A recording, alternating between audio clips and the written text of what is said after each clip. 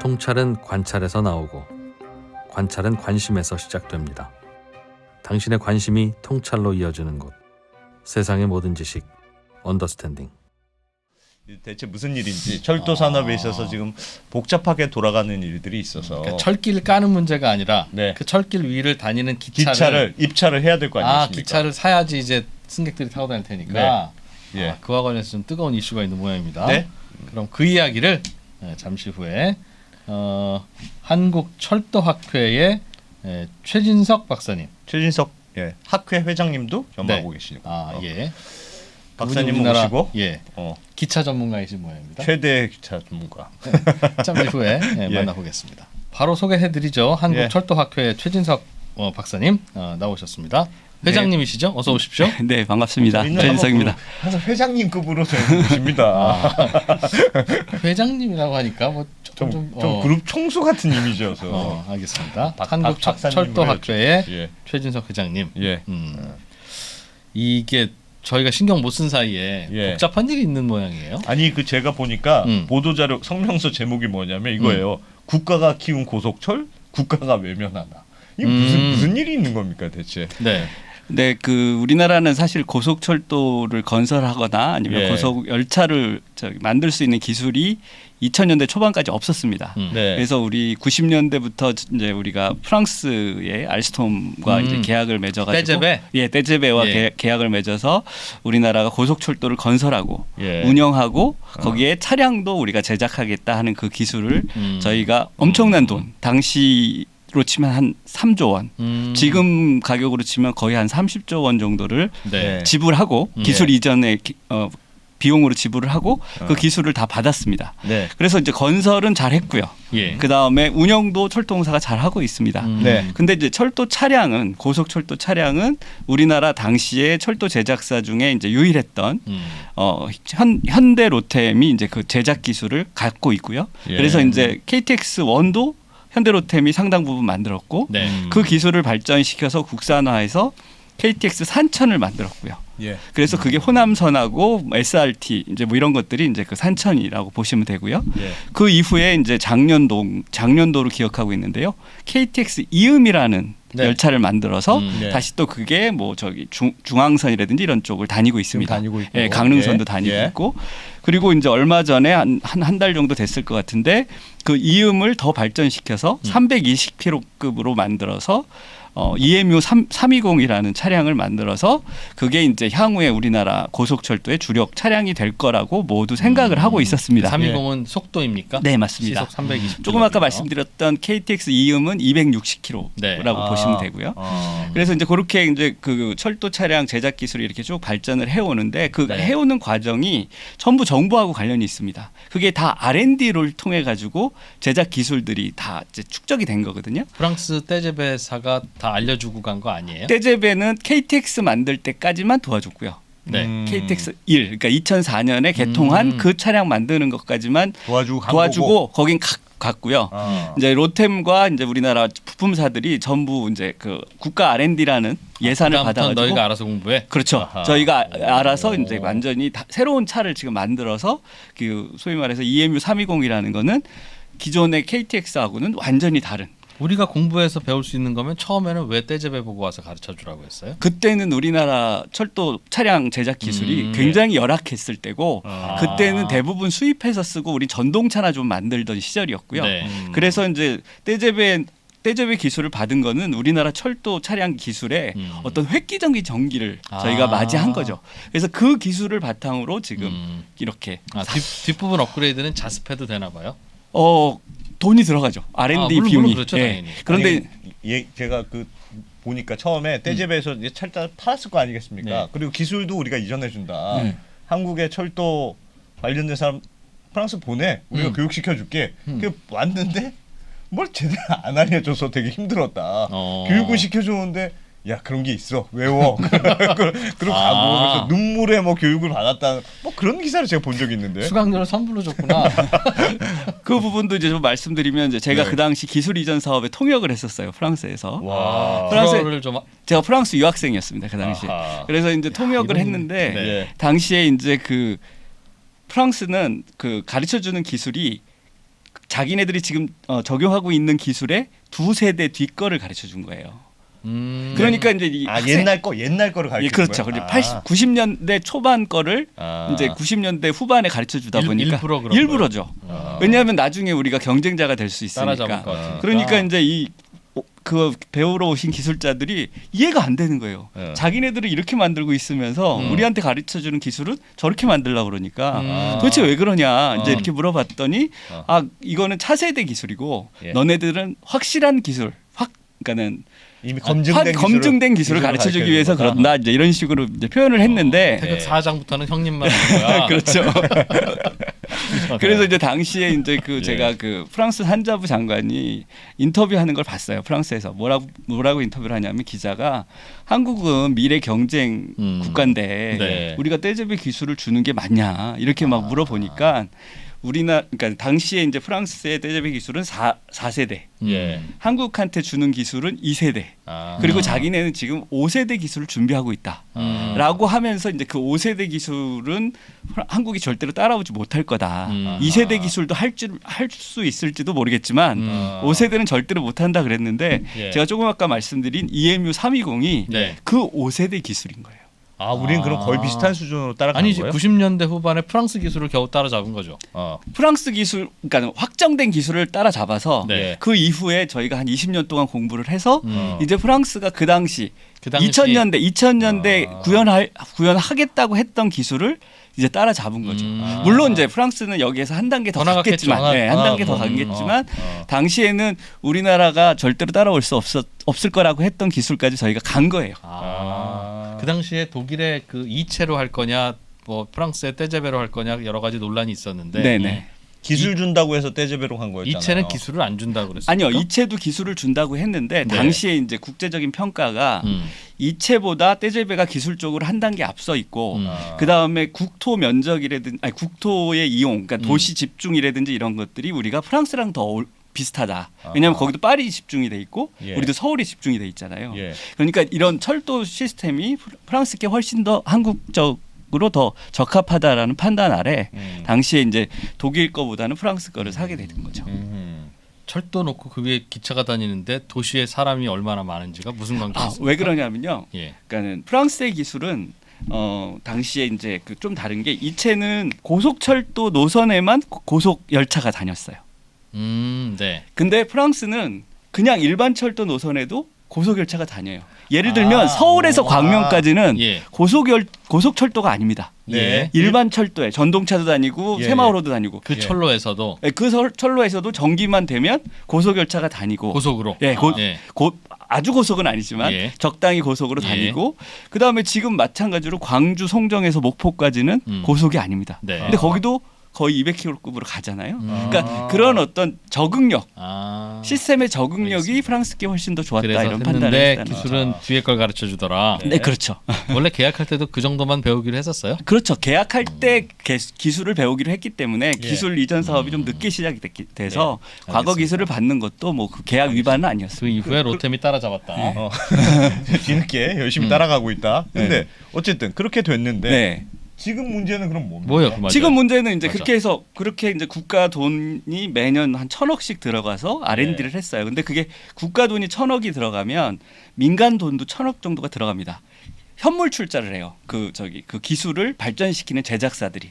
그래서 현대로템도 마찬가지고 부품사들도 현물 출자를 해서 부품을 만들고 재료비를 들여서요. 그래서 이제 이걸 다 만들어서 이제 자기네들이 양산 체제에 들어간 거예요.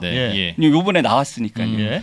그래서 이제 이거를 앞으로 우리나라 철도공사나 아니면 SR이 차를 많이 살 거거든요. 한 30-40편성씩 살 겁니다.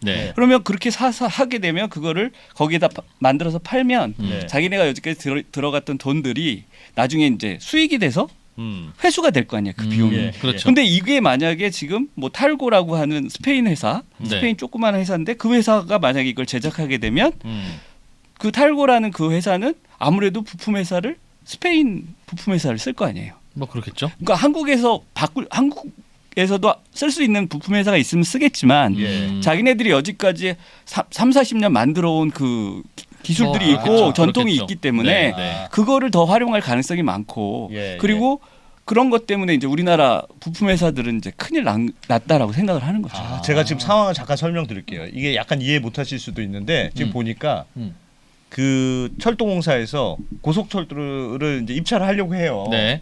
뭐 입찰을 해야 될 거 아니겠습니까? 그래야 그래서 누가 다니지. 만들지. 예. 그 동안에는 로템이라는 회사가 고속철을 쭉 만들어 왔으니까 네. 또 로템이 들어오겠구나라고 생각했는데 네. 이번에 말씀하셨던 박사님 말씀하신 320 320kg짜리. 예. 말씀하셨던 그 스페인의 탈고라는 회사가 한국 기업과 함께 입찰에 우리도 한국 기업에 참여하겠다.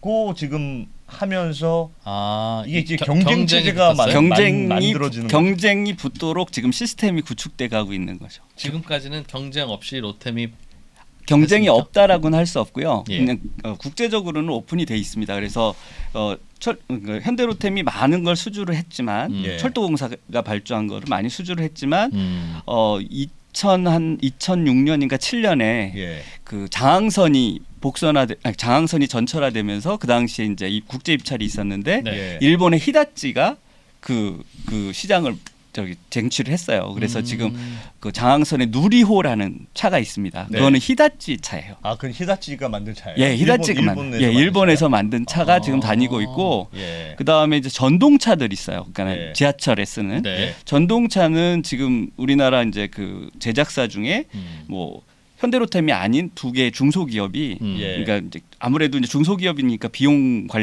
비용을 이제 낮춰가지고 그걸 많이 납품하고 있고 최근 들어서는 뭐 거의 우린 국내 전동차는 그 두 기업이 지하철에서 타는 대부분 지하철 전동차는 그 중소기업이 주로 공급을 하고 있습니다. 있고, 고속철은 로템이 주로 하고 있고 그렇죠. 고속철은 이제 현대로템 말고는 이제 국내에서는 만들 수 있는 회사가 없고 그다음에 이제 국제적으로 이제 우리나라 수준에서 우리나라가 쓸 수 있을 만한 수준을 만들 수 있는 나라는 이제 그 독일, 프랑스, 일본 그다음에 이제 스페인 정도가 될 텐데 뭐 대부분 이제 그쪽에서 생산해서 이걸 가져오고 하는 여러 가지 물류 비용이라든지 이런 것들이 있기 때문에 가격을 현대로템만큼 이제 경쟁력 있게 만들기는 어렵다 보니까 현대로템이 어제까지 그 고속철도는 다 수주를 하는. 근데 박사님, 그냥 뭐 예를 들면 국내에서 로템이라는 회사가 고속철을 잘 만들었고 해외도 수출도 했는데 국내 시장이 이제 해외 업체가 뭐 들어올 수도 있는 거 아닙니까? 저는 로템 입장에서는 뭐 좀 아깝긴 하겠으나 저는 들어오면 좋다고 생각을 합니다. 그래서 이제 예를 들면 탈구도 고속 열차를 5번 정도 만들어 봤더라고요.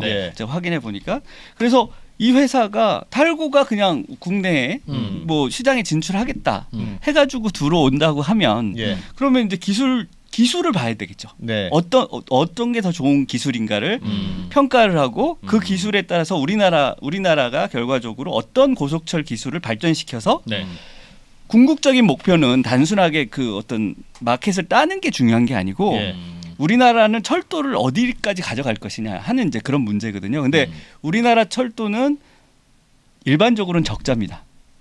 적자예요? 철도공사가 적자 기업이에요. 공기업 중에. 철도의 운영이 적자다. 운영이 적자인데 그 운영이 적자인 가장 큰 이유는 뭐 비효율적인 운영 뭐 이런 걸 떠나서 시설과 차량의 정비가 굉장히 비효율적이에요. 그러니까는 시설도 엉성하게 만들어서 유지 보수비가 많이 들고 차량도 싸구려 차량을 사면 정비비가 많이 들어요. 그래서 이제 제가 말씀드리고 싶은 건 뭐냐면 보통 차를 하나 사는데 만약에 1억 원이 든다고 가정을 하자고요. 그러면 얘가 30년 40년 쓰거든요. 그러면 30년 40년 동안 정비하는 데 들어가는 비용이 최소 2억 원, 최대 4억 원에서 5억 원까지 갑니다. 차값보다 정비비가 더 드네요. 정비비가 훨씬 더 듭니다. 그러니까 좋은 차를 사서 정비비를 절감해서 이렇게 해야지만 우리나라 철도 정책이라는 게 좀 괜찮을 텐데 지금 그렇지 않고 그러니까는 그 차를 적당한 수준에서 차를 사게 되면 문제가 생긴다는 거죠. 그래서 이제 저는 이거 말씀드린 것처럼 탈구가 우리나라에 들어와 가지고 기술 경쟁을 해서 로템이 졌어요. 누가 봐도 저기 기술이 더 좋아. 그러면 그걸 사야죠, 당연히. 근데 지금 과연 그렇게 기술 비교를 할 수 있느냐? 왜냐하면 철도공사가 지금 주문하는 거는 동력 분산식이라는 아까 프랑스에서 얘기했던 5세대. 예. 그러니까는 모든 열차에 동력이 있는 5세대 열차예요. 그런데 탈고는 우리 지금 KTX와 같이 맨 앞하고 맨 뒤에만 기관차가 달렸군요. 기관차 같이 달려서 그게 움직이는 네. 동력 집중식이거든요. 그러니까 현대 로템과 탈고의 기술을 동등하게 비교할 수가 없는 거예요. 왜냐하면 차 자체가 다른 겁니다. 그러니까 지금까지는 앞뒤에서 힘을 주는 식으로 달렸는데 네. 앞으로는 각 객차가 다 기관을 갖고 있는 걸로 네. 하라고 하는데 네네 그렇습니다. 그거를 탈고도 만들어 본 적이 없고 없습니다. 로템은 만들어 본 적이 로템이 있습니까? 이제 제일 먼저 만든 게 KTX 260이 그 방식이었어요. 그 방식이었고 예. 이번에 320은 그 방식이 더 발전된 형태인 거죠. 아 이번에 그래서 시위하는 업체들은 네. 그 로템의 부품을 납품한 업체들인가요? 그렇습니다. 그러면 박사님 예를 들면 입찰을 해서 네. CCBB를 따져 보면 네.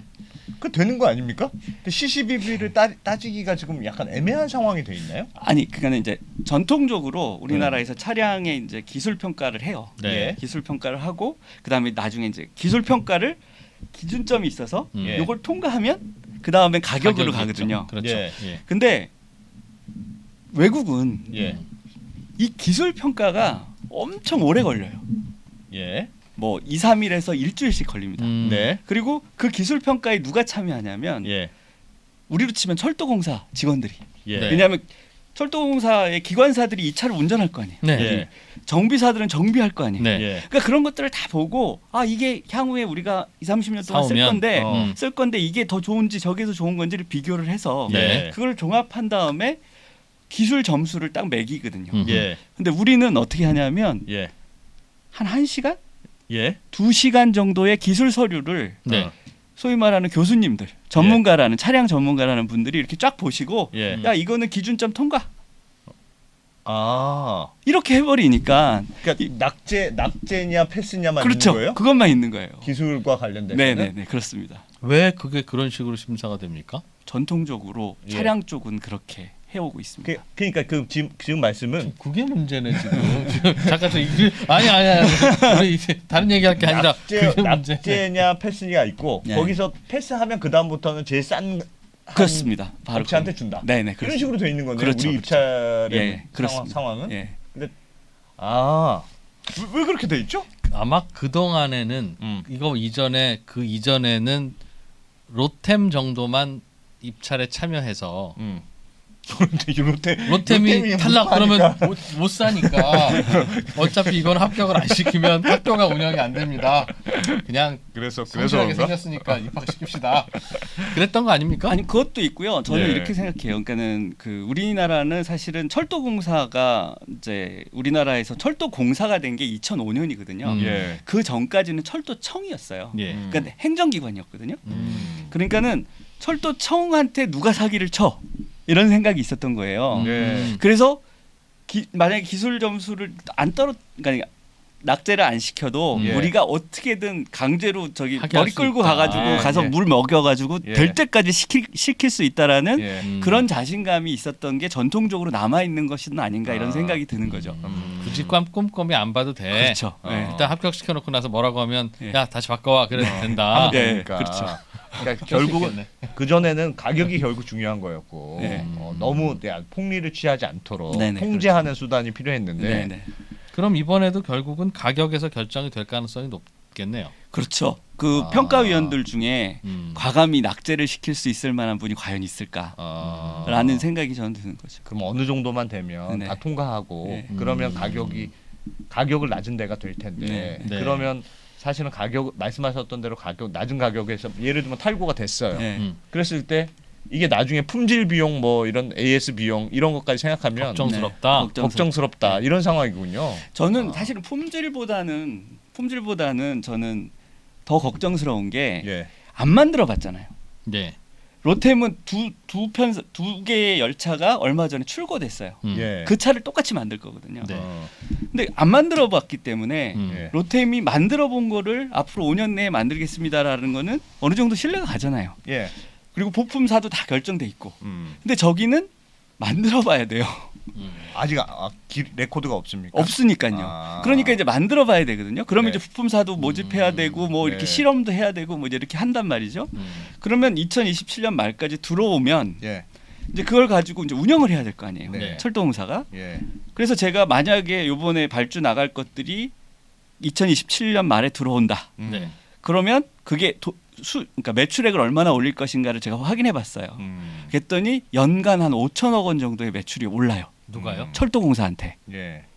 그 차가 더 들어오면 그걸 운영해서 기차표 팔아서. 네, 기차표 팔아서. 예. 근데 예를 들면 탈구가 만들다가 2027년을 못 지켜요. 예. 예. 2028년이 돼요. 예. 혹은 2029년이 돼요. 하다 보니 안 돼. 미안해. 네, 그래가지고 이제 뭐 최저의 그 어떤 그 지체 상금만 물고 그거를 2년을 안 하면 예. 2조 원이 철도공사한테서 날아가는 거예요. 어. 그러면 보세요. 우리나라 부품사들 뭐 고용 없어지고 많이 파업할 거잖아요.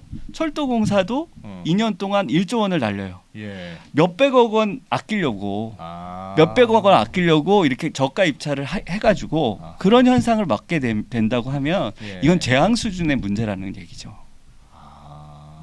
입찰에 그게 좀 걱정스러울 수 있다. 외국은 다 그럼 예. 그래도 예를 들면 그런 논리가 있을 거예요. 그러니까 네. 철도공사도 공사니까 알아서 그거 생각하겠지. 가격을 하여튼 너무 비싸게 주면 안 되잖아요. 국감에서 혼나기도 하고. 그러니까 네. 어쨌든 싸게 해야지 공기업이. 그래도 경쟁을 해야 된다. 그래도 경쟁을 해야 된다는 논리는 있을 수 아마 있고.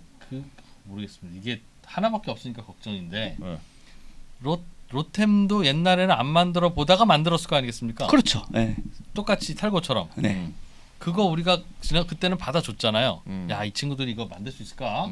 아 근데 이제 그거는 네. 예. 국가 R&D라고 아까 말씀드렸는데 예. 국가가 돈을 들여서 예. 너네 시범적으로 차 하나 만들어봐. 아. 그래서 만들어서 그게 엄청 돌아다녔거든요. 아. 철도공사 기관사가 운전도 해보고 해가지고 예. 이게 이제 현실적으로 인정이 된 거예요. 그 철도 차량은 국가랑 같이 키우는 거군요. 그러니까. 그렇습니다. 외국도 다 마찬가지예요. 그래서 제가 이제 이런 예를 들어드리면 어떨까 생각이 되는데 네. 2010년도에 예. 네. 프랑스에서 뒤집어지는 일이 하나 생겼어요. 예. 이게 뭐냐면 유로스타라고 아시죠? 네. 유로 터널로 해가지고 네, 런던하고 네, 네. 파리 왔다 갔다 하는 그 유로스타의 최대 주주가 SNCF라고 우리 철도공사예요. 예. 예. 철도공사가 최대 주주인데 네. 여기에서 이제 신규 차량을 발주를 합니다. 네. 발주해서 입찰이 붙었어요. 예. 그래서 이제 거기 유럽은 하나의 마켓이니까 음. 프랑스 알스톰하고 음. 지멘스가 들어와서 경쟁을 했어요. 예. 근데 최종 결정으로 지멘스가 낙찰이 됐어요. 예.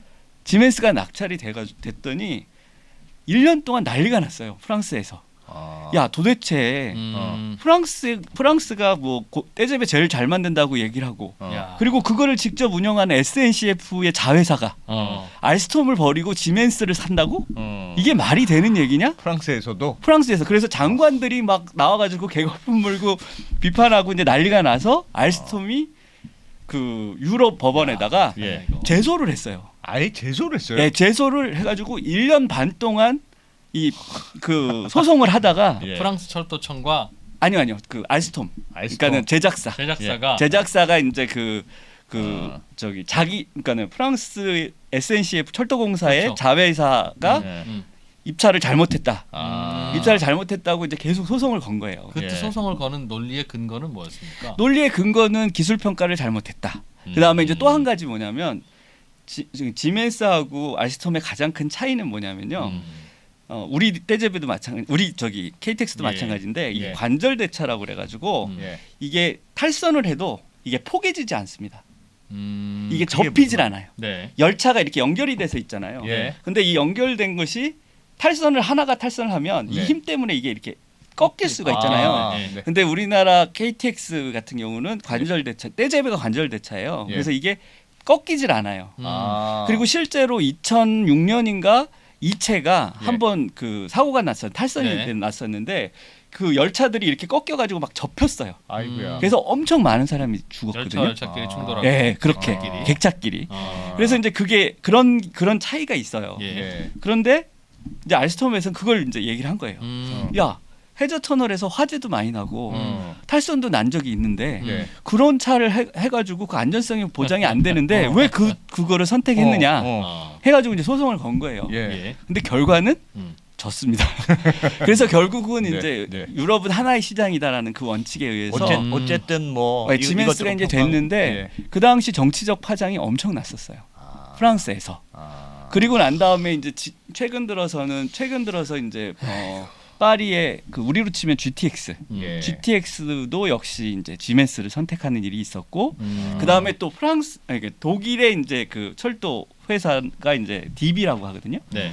DB도 역시 알스톰을 선택해서 차를 사기도 하고 하긴 하는데 그때마다 굉장히 정치적 파장이 있습니다. 알겠어요. 박사님 얘기 말씀 들어보니까 이게 참, 사실은 우리나라 하면 좋지. 그렇지만 이게 경쟁을 안 할 수는 없는데. 묘하네 이거. 우리 거 경쟁을 안 할 수는 없고 우리는 무조건 우리만 써야 돼 하기는 좀 애매한데 우리는 지금 이 입찰 제도가 다소 너무 헐겁게 되어 있다. 네. 이런 거네요. 그러니까 그렇습니다. 경쟁은 하더라도 이게 그러니까 이런 거지.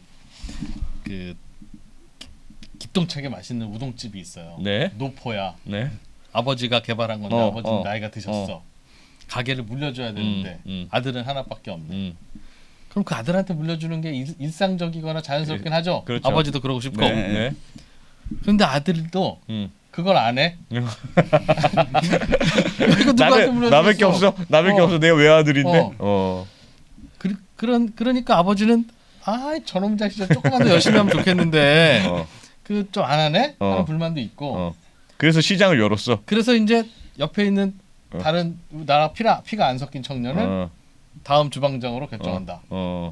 그러니까 아들은 난리가 난 건데. 난리가 나죠. 근데 아들 입장에서도 야 내가 어차피 아버지가 저 우동집 계속 물려주려고 할 거고 나도 가업을 물려받는 차원에서 딴짓 안 하고 다른 데 취직할 생각도 안 하고 난 지금까지 이것만 지금까지 했는데 그래도 우동집 와서 일하고 있는데 아버지가 이런 식으로 나를 배신하면 처음부터 얘기하든가 나도 저기 가서 지금 건어물 장사를 하는 딴 걸 했을 텐데. 아니 그것도 그렇지만 또 어떡하지? 그 말도 맞지만 사실은 그 말보다도 예를 들면 둘 중에 그럴 거 아니에요. 지금 아버지가 그래도 내가 공정하게 심사를 해서 공정하게 괜찮은 사람으로 내가 평가하겠다. 한 건데 예를 들면 맛과 가격에서 맛은 대충 하고 전 싸게 만들 수 있습니다. 한 해를 그냥 주방장으로 선택한 거잖아요. 그럴 수도 지금의 제도는 그럴 수도 있고 이제 밖에서 보기에는 새로운 옆집의 그 청년은 그때만 잘 보이려고 그냥 그러는 수도 있다. 나중에 가게를 어떻게 할지 모른다. 일단 바꿔봐야 되니까. 그런 것도 있고 고민된다는 얘기 같네요. 그러면 우리나라 부품 회사들이 어떻게 해야 되지? 반대하는 이유는 예를 들면 그 탈고란 회사가 만약에 가격 확 낮춰가지고 거기는 그 뭐 한 번도 안 해봤던 걸 하는 거라면서요. 그렇죠. 동력 분산식. 네. 맞죠? 맞습니다. 동력 분산식을 여기 와서 내가 싼 값을 해서 아직까지 알아보고 있어. 탈고는 유럽 회사인데. 그래서 여기서 한번 트랙 레코드를 쌓아서 만들어 보면 좋겠다. 그렇죠. 하고 이거 많이 안 남겨도 돼. 싸게 해. 해서 만약에 됐어요. 그러면 그 부품은 국내에서 조달할 가능성이 별로 없습니까? 우리나라는 그런 제도적으로 아직 마련되지 않았습니다. 그러니까 미국 같은 경우는 뭐 그게 있잖아요. 저기 부품을 미국에서 조달해라. 뭐 요번에 IRA 뭐 이런 법률에 의해서 그걸 거기서 해야 된다. 뭐 이런 것들을 규정으로 만들어 놨잖아요. 근데 우리는 그런 건 없습니다. 아직까지. 마음대로 그냥 해오면 돼요. 그런 부분을 하자고 여러 번 얘기를 했는데 우리나라는 이제 수출로 먹고 살았던 나라이기 때문에 너무 우리가 수입할 때도 그렇게 너무 그렇게 했다가 보복을 당한다 뭐 이런 것들이 있어서 그런지 그런 걸 우리는 만들지 못했기 때문에 탈고가 그 부품을 중국에서 만들어 오든 아니면 스페인에서 만들어 오든 그에 대해서 우리가 뭐라고 얘기할 수 있는 근거가 없습니다. 그러니까 부품 회사들도 이게 지금 예민하게 반응하는 거죠. 부품 회사들 입장에서야 일단 부품 납품을 우리가 하면 좋은데 탈고가 들어와서 하면 못할 것 같으니까 당장에 그런 비즈니스적인 고민이겠으나 국가적인 차원에서 보면 부실한 후보자에게 가격이 싸다는 이유로 이걸 줄 경우에 나중에 두고두고 골치 아플 수도 있다. 제가 아까 말씀드린 것처럼 90년대 초반에 저희가 기술 이전료로 3조 원을 줬다고 했잖아요. 그럼 그 3조 원이 없어질 수도 있는 거죠. 그렇게 기술을 우리가 개발해서 키워왔는데 이번에 그게 탈고로 넘어가면 우리 기술이 사라집니까? 사라지진 않겠죠. 네. 사라지진 않을 텐데 그 기술의 활용도가 확실히 떨어지겠죠. 왜냐하면 철도공사가 우리나라에서 가장 고속철도 차량을 많이 사는 네. 회사이기 때문에 네. 거기에서 이제 그렇게 많이 사가게 된다면 뭐 그런 아쉬움이 코레일도 이거 알지 않을까요? 즉 무슨 말인지도 알겠고 네.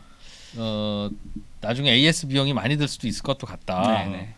그거 다 감안해서 알아서 결정하는 가격 체계는 아닙니까? 즉 받을 때 철도 차량 얼마 납품 이것만 받지 말고 그럼 앞으로 30년 동안의 운영 예를 들면 유지비 네. 발생하는 유지비는 얼마를 캡으로 한다라든가 뭐 그렇게 해서 그래서 이제 저도 가장 이상적인 이상적인 거는 경쟁을 하되 경쟁의 이제 그 핵심 요소가 납품가가 아니라 기술이어야 된다. 아니 라이프 사이클 코스트. 얘가 퇴역할 때까지 정비비라든지 대체비 이런 것들을 다 계산해서 그걸 가지고 평가를 한다면 저는 어떤 게 선택이 돼도 상관이 없다 이렇게 생각을 해요. 네. 그런데 불행하게도 그거를 우리나라 그 회사, 그러니까 현대로템뿐만 아니라 우리나라에서 그런 걸 했었던 전통이 없는 거예요. 근데 이제 저는 개인적으로 다른 철도도 많이 하니까 제가 이제 GTX 사업도 제가 이제 평가도 하고 그다음에 협상도 하고 하는데 GTX도 궁금한 거 많아요. GTX 사업에서는 자기네들이 그 권한을 운영 권한을 40년밖에 정부로부터 못 받았거든요. 아 그래요? 네, 그러니까 40년 동안 자기네들이 쓸 돈 운영비를 다 계산해 놔요. 그러면 차량에 정비하는데 얼마가 들지를 다 계산하거든요. 그러니까는 그걸 계산하지 못할 이유는 없다는 거예요. 제가 볼 때는. 그래서 저는 가장 아이디어한 거는 경쟁도 시키고, 그다음에 정상적으로 그 가격도 매기고, 그리고 이제 기술적으로도 가장 좋은 기술을 선택하기 위해서. 요번에 그 뭐 입찰이라든지 이런 거를 뭐 당장 너무 급하게 여건이 다 성숙되지 않고 문제가 많다라는 것을 서로 느끼고 있는 상태에서 하지 말고 조금 시간을 들여서 그런 라이프 사이클 코스트를 계산해 와라. 계산해 오고 그걸 가지고 우리가 평가하겠다. 그리고 만약에 그 라이프 사이클 뒤에 이제 부품의 조달이라든지 이런 부분까지도 어느 정도 보장을 해라라고 하는 그런 어떤 좀 이번 기회에 이런 어떤 경쟁 그 입찰 제도를 한층 업그레이드 시키는 그런 기회가 됐으면 좋겠다는 게 제 지금까지는 로템이 혼자 들어오니까 그런 거 안 하더라도 아빠 좀 부품 좀 갖고 오세요 좀 아니 좀 정비 좀 싸게 합시다라고 하면 그거 안 해주면 다음 입찰에서 손해 볼 것 같으니 그냥 끌고 와서 할 수 있었는데 이제는 다른 국제 입찰까지 해서 프랑스 회사든 스페인 회사든 받을 거면 이제는 그거는 정확히 문서화해야 된다. 그렇게 할 수 있을 것 같아요. 제가 생각할 때는. 그래서 그거 하고 나서 열든지 말든지 하자. 그럼 맞는 말 같은데. 맞는 말인데요. 해외에도 다 그런 식으로 합니까? 대부분 라이프 사이클 코스트를 계산해서 제출을 하죠. 외국 기업들은. 그게 맞는 것 같은데. 그냥 빨리 결정하고. 그게 그래서 그런 거 아닙니까? 공사도 입찰해서 하면 싸게 산 건 내공이고. 나중에 돈 드는 건 난 모르겠다. 우리도 지금 요즘 디자체도 그렇잖아요. 내 임기 후에 일어난 일은 나는 모른다. 이후 일어난 일은 나는 모른다. 바로 그거예요. 그래서 지금 뭐 저는 뭐 여기에서 노조 얘기까지 하기는 좀 그런데 저한테 제가 철도학회에서 일을 하니까 그 노조 단체에서 저한테 와가지고 회장님 세미나 좀 하나 해주세요 그러는 거예요. 그래서 무슨 세미나요? 그랬더니 최저가 입찰제를 못하게 하는 법을 하나 만들어주세요 그러는 거예요. 그래서 왜요 도대체 최저가 입찰하면 좋잖아요 그랬더니 그거 지금 사장만 좋아요. 지금 사장은 그걸 성과로 내세우는데요. 노조가 그걸 주장합니다. 네, 노조가 그걸 주장해요. 왜냐하면 자기가 정비하는 사람인데 정비하기 너무 힘들대요. 전에는 다 처음에 시작은 대부분 로템차로 시작을 하거든요. 우리나라 지하철들이. 그런데 그래서 거기에서 정비하는 거 이런 게 익숙해졌는데 완전 새로운 차가 오니까 정비는 어떻게 해야 되는지 부품은 어떻게 조달해야 되는지 이거를 그 AS 기간 외에는 알아서 해야 되는 거예요. 그러니까 너무 힘들고 코스트도 많이 들고. AS 기간이 어느 정도 되는데요? 일반적으로 3년이고요. 3년? 네, 4년까지 해주는 걸로 알고 있습니다. 그러니까 나머지는 훨씬 오래 써야 되는데. 그렇죠. 30년은 쓰거든요, 보통. 예를 들면 제가 철도공사 사장, 코레일 사장이에요. 제 임기 때 열차를 정해야 돼요. 얼마에 납품했는지는 어차피 몰라요. 그런데 조금 싸게 납품한 것 쪽으로도 결정을 해주면 제가 좋을 게 뭡니까? 이미 임기 재선할 수 있는 것도 아니고. 보통 그 공사 사장은 2년, 그러니까 잘했다고 평가받으면 2년 더 할 수 있습니다. 그런데 잘했는지 잘못했는지를 어떻게 아느냐? 그런 수치를 가지고 따지는 게 있습니까? 우리 추측은 보통 모든 사람은 자기 임기 때 영향 주는 거 아니면 안 하려고 하죠. 그건 뭐 대통령도 마찬가지니까 그거는 인간의 본성이라고 치더라도 손해 보는 게 있어요. 예를 들면 로템을 선택하든 탈고를 선택하든. 그럴 수는 있죠. 뭐 감사원이나 기재부에서 야, 너 양당 5억씩 아낄 수 있었는데 왜 그 선택을 안 했어? 라고 할 수 있죠. 그렇지. 시비 걸리기 싫으니까. 맞습니다. 로템은 5천억, 뭐 탈고는 4,500억이면 총 토탈 비용 치면 탈고가 더 비쌀 수도 있으나. 예전에 맞아요. 그거 보니까 그게 있었어요. 예전에 국감 때 왜 로템을 이렇게 비싸게 샀느냐. 고속철은 로템만 하니까 왜 비싸게 사냐. 왜 이렇게 너희는 비싼 유찰된 적도 있어요. 가격이 안 맞아서. 맞죠? 네, 맞습니다. 그러니까 우리가 생각한 가격인데 로템이 너무 비싼 가격을 했어. 그래서 유찰된 적도 있었어요. 그러니까 결국 가격이 좀 높아져서 입찰이 됐는데 야 이런 식으로 하면 되겠냐고 혼난 적이 있었어요. 예전에. 얼핏 기억에. 야. 어떡하냐? 그러니까 이게 참 이렇게 해도 문제고 저렇게 해도 문제긴 하지만 야 우동집 문 열었는데 아들은 10시에 출근하네. 야 너 저 정신 있냐 없냐라고 물으면 밤새도록 반죽 만드느라고 그랬어요. 어차피 이 회사 내가 물려받아야 되니까. 뭐 정말 애매하네. 믿을 수도 없고 안 믿을 수도 없고 참 그런.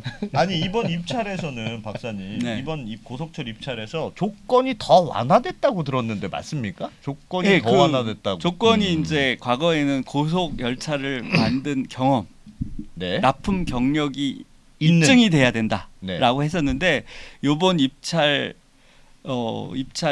그 예비 서류에는 고속 열차를 만들었던 경력을 입증할 필요가 없는 것으로 되어 있어요. 바꿨어요? 네. 내가 보기엔 그럼 이번에 코레일이 화났어. 그러니까 다들 버릇을 고치려고 그러든 뭘 하여튼 일부러 경쟁 구도를 만들려고 한 것 같은데요. 맞습니다. 그렇게 조건을 바꾸니까 탈고도 들어올 탈고도 입찰을 할 수가 있는 거예요. 그러면 그래도 당연히 가게는 아들한테 물려줘야죠. 그러니까 이번에는 그냥 탈고가 들러리만 쓰고 그래서 로템도 좀 입찰가 좀 깎고 그렇게 해서 누이 좋고 매부 좋자. 그리고 결국 로템한테 주는 거 아닐까요? 그러려고 들러리 세운 건 아니에요. 그렇게 믿고는 싶은데 이제 믿고 싶은데 아까도 말씀드린 것처럼 뭐 예를 들면 한 양당 뭐 로템이 한 5억 쓰고 탈고가 50억 썼다고라는 게 나중엔 밝혀지거든요. 그렇죠. 나중에 밝혀져 비밀은 없는데 그래서 그런데 기술 평가에서 탈고가 탈락하지 않았다면 탈고를 선택하지 않은 거에 대한 문제 제기가 될 수 있고 문제 제기가 되는 거죠. 지금 입찰 제도면 그러니까 패스만 하면 몇십 점만 넘어서 너 그냥 자격 통과만 하면 무조건 낮은 가격이 되는 거니까. 우동집하고 다르네. 우동집은 아빠 맘대로 하면 되는데 이거는 그게 아니네. 평가를 받기 때문에 이 제도가 지금 조금 문제가 있네요. 제도가 누구를 하느냐의 문제가 아니라 제도가 합리적으로 디자인됐느냐에 대한 약간 생각은 드네요. 이게 맞는 건지 모르지만 제가 항상 여름에 가면 수영장 가고 싶잖아요. 수영장은 비싸지 않습니까? 호텔 수영장밖에 없으니까. 그런데 우리에게는 한강시민공원 수영장이라고 있잖아요. 있어요. 싸죠. 또 가보면 싼 값을 합니다. 아니 탈의실을 불편하지. 그냥 천조가리 하나로 이렇게 막아놨어. 그래서 아니 수영장에 매년 할 건데 왜 탈의실인데 이렇게 해놓냐 그랬더니 이게 몇 년에 한 번씩 입찰이라는 거예요. 우리도 이걸 가지고 10년, 20년 할 수 있으면 탈의실 좋은 걸 합니다. 그런데 3년 후에, 2년 후에 우리가 된다는 보장이 없으면 그렇다고 우리가 잘 지어놓은 탈의실을 뭐 제값받고 팔 수 있습니까? 권리금을 받을 수 있습니까?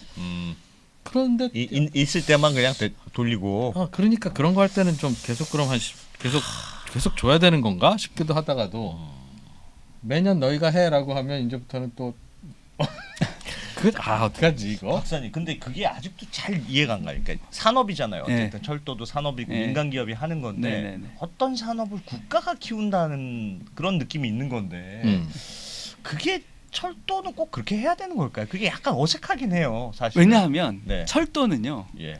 철도는 이 제작은 민간 기업이 하는데 예. 그걸 사는 거는 다 공공입니다. 철도는 그렇지. 그렇죠. 철도공사 공기업이죠. 개인이 살 일이 없지. 네, 네, 그다음에 그렇죠. 서울교통공사 그러네요. 서울시가 사는 거죠. 아, 100%네, 부산교통공사 부산이 사죠. 개인이 사나? 그리고 나 우리 집에 한번 우리- 철도로 나. 우리 민간 투자 사업이 있긴 있죠. 뭐 예. 신분당선이니 GTX니 이런 게 있는데 예. 그것도 그 민간이 권한을 30년, 40년을 갖고 그때까지만 운영을 하고 나중에 다 정부한테 주거든요. 네. 그러면 이제 정부가 또 그것도 운영을 해야 돼요.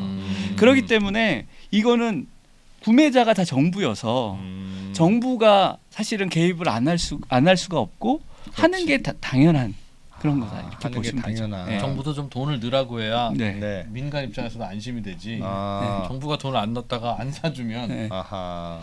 그렇죠. 우리도 이거 매일 유튜브 나가니까 우리 찍는 거지 갑자기. 유튜브에서 틀어준다고 이 하니까. 마이크 샀더니 어디서 나옵니까 이거 갑자기. 철도 산업은 약간 그런 특수성이 있다고 예, 봐야 돼요. 저희가 떼제백 시스템을 산 것도 네.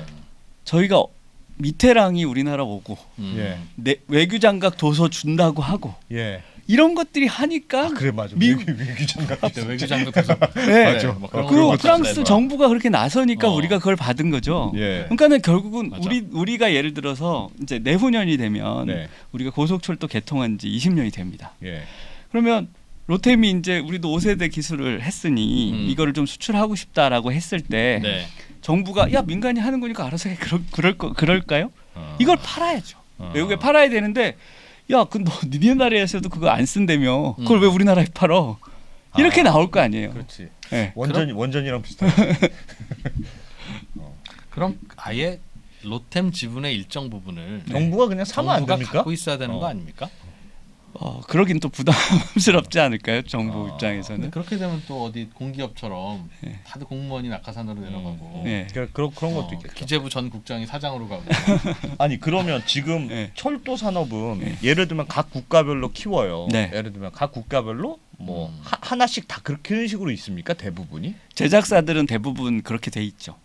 아 하나. 네, 하나 정도. 왜냐하면 프랑스는 알스톰, 네. 그다음에 독일은 지멘스. 네. 그리고 뭐 몇 개 유럽에 더 있긴 한데 굉장히 소소하게 있고요. 일본이 좀 특이한데 일본은 이제 철도가 민영화됐잖아요. 네. 네. 민영화되다 보니까 민영화된 철도 운영 회사가 차를 자기네가 설계해서 줘요 제작사들한테. 이렇게 만들어 와 이렇게. 팸리스. 네, 그렇게 하기 때문에 어. 거기는 이제 2개 회사가 있어요. 가와사키랑 히다치 뭐 이렇게 해가지고 2개 이상이 있어요. 예. 그런데 이제 그렇지 않고는 중국도 중국 북차가 있었고 중국 남차가 있었어요. 예. 근데 이걸 합쳤어요. 2014년에. 남북 통일. 네, 그래가지고 중국 중차로 만들었거든요. 그래가지고 그 중국 중차가 세계 1위예요 지금 야 현재. 이름 직관적으로 장난친 것 같아. 북차와 남차가 만나서 중차가 되다니. 네, 그렇게 됐습니다. 아 그래요. 그러면 이번에 왜 알스톰하고 지멘스는 입찰에 참여 안 했습니까? 그들은 만든 경력이 있을 텐데. 만든 경력도 있고 예. 팔고 싶기도 한데 네. 이제 그 물류 비용이 있는 거예요. 일단 기본적으로. 그러니까 비싸다. 거기서 만들어서 가지고 오면 이제 그 물류 비용이 있고 거기에다가 이제 그쪽의 그 부품사들이라든지 그쪽의 가격 체계는 우리하고 좀 달라서 좀 비싸죠. 아무래도 그러면 자기네들은 여기에서 이제 입찰가를 맞출 가능성이 좀 작다고 생각을 하는 거죠. 맨날 로템 가격 보니까 우리는 안 되겠다. 그렇죠. 스페인이 좀 많이 어려워졌나 보네요 요즘. 그 스페인 탈고가 큰 회사 아닙니까? 탈고는 이제 매출액 기준으로 하면은 네. 이제 로템의 한 반 정도. 아, 작군요. 네, 그러니까 스페인에서 두 번째 회사예요. 두 번째 회사고 스페인에서 지금 차량 제작을 많이 하긴 했는데 그 중에서도 아주 일부만 거기서 제작을 한. 거기서도 자기들 먹고 살기 힘드니까. 혹시 그럼 지금 이제 그 박사님은 탈고가 먹튀를 할까봐 걱정인 것 같은데. 네. 그 표현이 어떤지 몰라도 탈고가 우리나라에 와서 합작 기업을 세우고 네. 탈고 코리아 네. 이런 거 만들고 그러면 이제 부품도 우리나라에서 조달하고 하고. 이제 생태계가 로템처럼 만들어지지 않겠습니까? 네네. 그렇게 해보겠다고 하면 저는 동의할 수 있고요. 네. 동의할 수 있고 얼마든지 저는 그걸 기대를 했어요. 예. 기대를 했는데 문제는 뭐냐면 그렇게 하려면 네. 요번 입찰에는 참여할 수가 없어요. 왜요? 왜요? 왜냐하면 그렇게 그 새로운 서플라이 체인을 만들고 하는데 시간이 걸리고요. 예. 그다음에 이제 그 일단 제작된 어떤 그게 있어야 될 거야. 실적이. 예. 그래서 우리나라에서 들어와서 몇 년 동안 그런 실적을 쌓고 R&D를 통해서 어느 정도 위치를 살핀 다음에 그 다음 단계. 예. 우리 고속철도 아까 개통한 지 20년 됐다고 했잖아요. 예. 그래서 기존의 우리 KTX들을 이제 한 10년, 20년 후에는 예. 다 교체해야 예. 되거든요. 예. 그러니까 그 시장도 있으니까 그 시장을 보고 장기적 플랜으로 온다는 건 온다고 한다면 뭐 저는 그때는 환영하겠다라고 말씀드릴 텐데 지금 이렇게 오는 거는 딱 요거를 보고 오는 거거든요. 요 입찰권. 공장은 우리나라에 세워야 한다는 겁니까? 당연하죠. 아 그거부터 세우는. 네. 지금은 공장도 없어요. 공장을 세우면 부품업체는 그동안 로템이 키워온 부품업체를 공유할 수도 있겠네요. 그럴 수 있죠. 그럴 수도 있다라고 봅니다. 부품업체들은 좀 좋겠다. 저거 그러면 성명철에 그렇지. 반찬이 두 개가 됐네. 그렇죠. 그러니까는 탈고가 우리나라 부품을 사용해서 스페인에 수출할 수도 있는 거고. 거꾸로 그렇게 그렇죠. 한다면 오케이. 그렇게 한다고 하면 철도 산업 전체한테는 좋은 거니까 나쁜 건 아닌데 아하. 지금 들어온다는 것 이거는 딱 그 경력 쌓기. 예, 경력 쌓고 요 지금 한 130냥 요 마켓을 보고 오는 거기 때문에 네. 그거는 정말 굉장히 위험하다는 얘기 말씀드립니다. 그렇구나. 예. 철도 산업은 다른 거하고 뭐 좀 약간 좀 다르네요. 애매하네 그러니까. 조금 다른 그러니까 이제 측면이 있는 제가 것 이제 같아. 이런 애매하네. 말씀을 드리면서 제 가장 사실은 처음에 보고 아니 뭐 최 좋은 거지. 그럼 뭐 최고 입찰로 하냐? 아니 그러니까 이게 차량을 네. 우리 자동차처럼 네. 우리 자동차 그 전시장 가서 보고 예. 이거 얼마예요? 이거 얼마예요? 물어보고 이거 기능 네. 뭐예요? 그러면서 그렇게 살 수 있다면 저는 그 괜찮다고 생각을 하는데 그게 아니라 차량은 그야말로 주문 제작이거든요. 미리 주문하고 선 이후에 납품하는. 그렇죠. 납품을 나중에 하게 되는 그런 것이기 때문에 보이지 않은 상태에서 예. 주문하는 거군요. 그렇기 때문에 공장도 없는 상태에서 낙찰되는 그런 경우도 상당 부분 있어요. 그런데 그런 부분을 피해야 된다는 게 제가 아까 말씀드린 납기를 못 맞춰서 결국 국가적으로 손해 보고 하는 그런 일들이 생긴다는 걸 말씀드리는 겁니다. 그러겠네 또. 하기야 뭐 우리 거가 없었으면 이번에도 알스톰이랑 지멘스 중에 골라야 되고 그럼 비싸게 사야 될 테니까. 네. 그러니까 예. 지금 대만 같은 경우가 이제 그런 경우예요. 대만은 차량 기술이 없어요. 예. 차량 기술이 없으니까 다 수입해서 씁니까? 예, 다 수입해서 쓰기 때문에 예. 이제 거기 시스템하고 맞는 차량은 뭐 일본밖에 못 만드니까 네. 일본에 엄청난 돈을 지불하고 사고 있거든요. 근데 우리는 우리 기술 이전이 됐고 그다음에 예. 기술을 더 발전시켰기 때문에 네. 어떻게 보면 우리는 싸게 차량을 조달을 받고 할 수 있는 건데 네. 그럼에도 불구하고 그 경쟁이라는 그러니까 경쟁은 좋은 거죠. 근데 경쟁은 좋은 건데 승자하고 패자만 남는 경쟁은 안 좋잖아요. 예. 경쟁을 하면서 서로 이렇게 그렇죠. 시너지가 시너지를 발생시키고 하는 게 좋은 거지. 과정이 좋아야 되는데 우리는 지금 모든 걸 경쟁은 결과로만 보기 때문에 그 결과를 나중에 받아들고 감당할 수 있겠느냐는 거예요. 알겠어요. 그러면 탈고를 왜 조심해야 되는지는 이해가 됐는데 그러면 이제 그럼 계속 또 로템을 사실상 독점을 줘야 되면 그것도 걱정이잖아요. 그렇죠. 네. 그럼 그 로템은 어떻게 해야 되겠습니까? 그러니까 그래서 이제 저는 그런 것도 있어요. 제가 이제 제가 철도를 얘기하고 있으니까 많은 분들이 저를 엔지니어 정도로 생각하실지 모르겠는데 저는 경제학자고요. 예. 저는 경제학 박사고. 아니 엔지니어가 어때서요? 아니 경제학 박사가 엔지니어보다 높습니까? 아니 높다는 게 아니라 제가 이제 경제적으로 말씀을 드리겠다는 이제 얘기인데요. 뭐냐면은 그 갑자기 잊어버렸는데 이과잖아요. 이과. 참네. 오랜만에 맞는 소리 하셨구나. 경제학 박사인데 하여튼 그 저희 경제학에서 그 소위 말해서 경매, 예, 옥션 경매의 어떤 최적화를 하는 그 학문이 있습니다. 산업조직이라는 곳에서 거기에서는 어떻게 하냐면은 입찰을 받아요. 그래서 1등 값하고 2등 값이 있어요. 2등 값이 있어요. 그러면은 2등 값이라는 게 높은 거잖아요. 2등이 1등이 하려면 낮은 가격을 해야 되잖아요. 그렇죠. 그러면은 이 낮은 가격을 제시한 사람한테 2등 가격으로 만들려고 하는 거예요. 너 할 생각이 있냐고 물어보는 거예요? 아니요. 1등이 됐어요. 근데 굉장히 저가로 낸 거죠. 근데 2등은 그거보다 높아요. 그럼 2등한테 만들려고 하는 게 아니라 1등한테 그 가격을 줄 테니까 만들으라고 하는 거예요. 최저가로 들어온 그 친구한테 네가 쓴 가격보다는 조금 더 줄 테니까 잘 만들어봐. 그렇죠. 그렇게 하는 그렇게 해서 최적화를 시키는 사례들이 꽤 많거든요.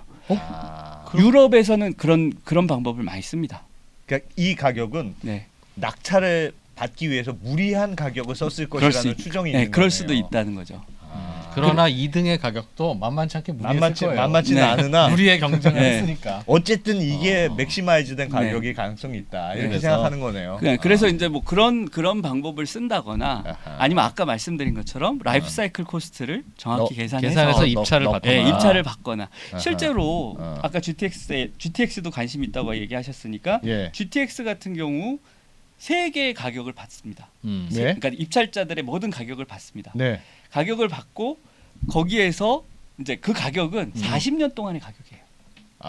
너네들이 운영하는 기간 동안 건설, 운영비, 그다음에 대체비 다 포함된 가격을 내. 생산 가격이 아니고. 그래가지고 그거를 가지고 비교를 해서 그 중에서 제일 나은 거를 이렇게 선택을 하거든요. 그렇죠. 그리고 그 가격을 기준으로 정부 지원을 결정을 해요.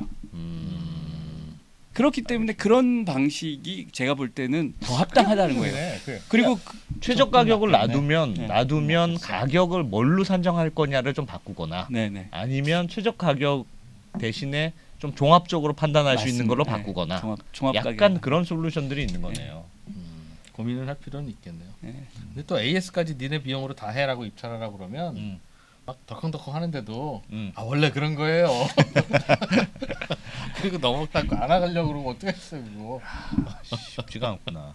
철도 산업이 뭐 대충 오늘 배울 건 대충 알겠어요. 철도 산업이라는 게 수출 시장으로도 의미가 있는 시장입니까? 그러니까 말씀하신 거 보면 다 각자의 영역이 있어서 뭐 별로 할 게 없을 것 같아요. 우리가 떼제배 기술을 받았다고 말씀을 하셨잖아요. 근데 사실은 우리가 그러니까 그 말씀이 맞는 게 우리가 프랑스 철도공사의 기술을 우리 철도공사가 배워왔고요. 건설은 우리 현대건설, 뭐 SK건설 이런 데서 했어요. 그 프랑스 건설회사가 안 왔어요. 다만 그거를 했죠. 안전관리라든지 이런 거는 그쪽에서 와서 봐주고 했어요. 그런데 진짜로 우리가 가장 돈을 많이 외국에 준 거는 차값이에요. 차량 가격. 차량 가격. 그러니까 우리가 이제 뭐 한때 우리가 말레이시아하고 싱가포르를 연결하는 고속철도 사업에 우리가 들어간다. 막 그러면서 컨소시엄을 만들고 했던 적이 있거든요. 그때 뭐 우리나라 현대건설 이런 데 관심 없었어요. 유일하게 관심 있는 회사는 현대로템이었어요. 왜냐하면 현대로템 차를 팔면 거기에 뭐 전차선이라든지 통신이라든지 이런 거 다 한꺼번에 팔거든요. 그러니까 우리나라가 철도를 해외에 진출한다라는 거는 결국은 차량이 진출하는 거예요. 차량이. 우리가 그쪽에 가서 철도공사를 세워가지고 운영할 수 없거든요. 그렇죠. 거기 직원들이 기관사 해야 되고 정비해야 되는 거고. 차량 파는 거구나. 차량을 파는 거고 제가 이제 아까도 말씀드렸듯이 이 철도 산업이라는 거는 제가 배울 때는 그러니까 철도 차량 산업이 우리나라 다른 산업하고 굉장히 유사한데 가장 유사한 게 그 선박 제조. 조선업하고 가장 비슷하다고 그래요. 왜 그러냐면 우리나라가 이제 철을 잘 만들잖아요. 그걸 가지고 이렇게 막 판을 만들어서 차량을 만들고 그리고 그게 굉장히 크고요. 그리고 대규모 생산을 할 수 있고 하는 그런 아주 조선하고 가장 유사한 산업이라고 저희가 배웠거든요. 그러면 우리나라한테 굉장히 이점이 있는 거예요. 장기적으로 본다면. 근데 만약에 지금 이제 뭐 여러 가지 이유로 그게 이제 내려간다면 기술력이 떨어지거나 아니면 시장이 줄어든다면 굉장히 아쉬운 상황이라고 저는 볼 수 있는 거죠. 철도 그러니까 고속철이나 이런 걸 만들 수 있는 나라들은 하나씩 갖고 있는 나라들은 소위 소수고 없는 나라들이 아주 많은 거죠. 그러니까 그렇죠. 없는 나라가 훨씬 많죠. 아프리카도 있고 뭐 우리가 수출할 수 있는 데는 많이 있는 거죠. 많이 있고 뭐 가장 최근에 뭐 예를 들면 이집트 전동차도 우리가 납품하는 걸로 돼 있고 뭐 여러 가지 수출을 많이 하고 있습니다. 그러니까 국가가 키우는 철도 차량 회사가 있는 나라로는 쉽지 않을 것 같고 들어가 봐야 우리나라에서 탈거처럼 의심만 받고 그렇지. 맞습니다. 똑같이 있어도 의심만 받으니 똑같이 그렇게 되는 거고 거긴 서로 안 건드리고 국영 철도 회사 철도 차량 회사가 없는 데 가서 경쟁해야 되겠네요. 그러네. 그렇습니다. 탈고도 이런 상황 아닐 텐데. 진짜 좀 눈치껏 들어가야지. 내가 보기엔 탈고도 뻔히 아는데 그냥 이번에 출연료 받고 나오는 것 같아. 코레일한테 코레일이 섭외해가지고 잠깐 그냥 좀 해봐줘. 로템 길들이기 아니야? 로템 길들이기. 우리 큰아들이 요즘 하기니까 아버지 말 안 듣네. 그런 것 같은데. 알겠습니다. 박사님 이런 고민, 독점을 줄 수도 없고 안 줄 수도 없는 이런 철도 차량 업체와 관련한 거는 독일도 그럴 거고 뭐 다 지금 다 하나밖에 없는 회사들은 다 그런 고민하지 않겠습니까? 그 회사가 국영이 아닌 한 또 국영은 국영 나름의 비효율이 있기 때문에 또 그걸 할 수도 없고 다른 나라들은 솔루션을 뭘로 갖고 있어요? 어떻게 해야 계속 됩니까? 고민이에요? 그러니까 저희가 독점을 자꾸 얘기를 하는데 비행기를 예를 들면 세계에서 두 나라만 민항기 만들잖아요. 보잉하고 에어버스밖에 없잖아요. 근데 그걸 우리가 독점이라고 하면서 우리 보잉 안 사, 우리는 에어버스 안 사 이렇게 얘기는 하지 않잖아요. 그렇죠.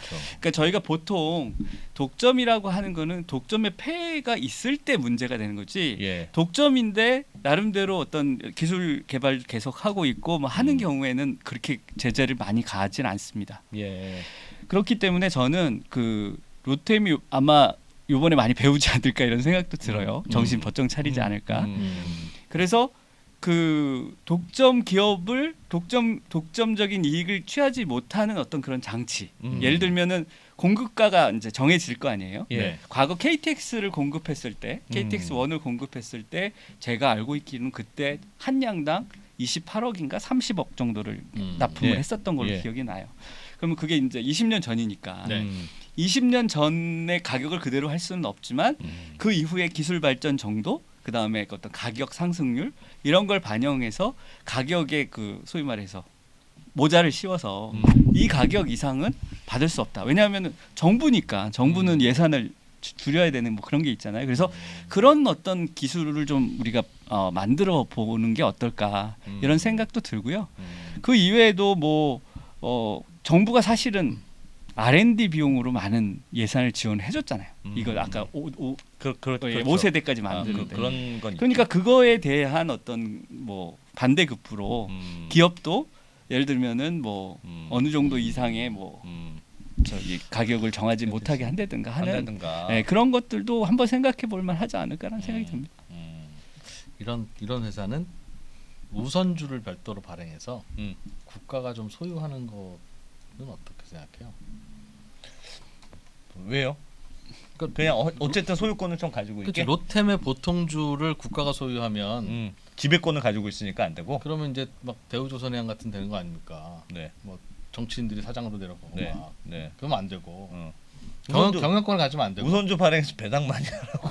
그러나 다만 여기서 롯템에게 몰아주고 밀어주고 사실 어떻게 알겠어요? 그게 비싼지 싼지 이거를. 그러니 그렇게 해서 가져간 것을 일부 국가에서 하려면 뭐 그렇게 해야 되나 싶기도 하고 롯데 주주들이 있어서 뭐라고 하기도 그렇죠. 아니면 상장돼 있는데 지금 아니면 방산도 하잖아요. 롯데 같은 경우가 그러니까 방산처럼 하면 되죠.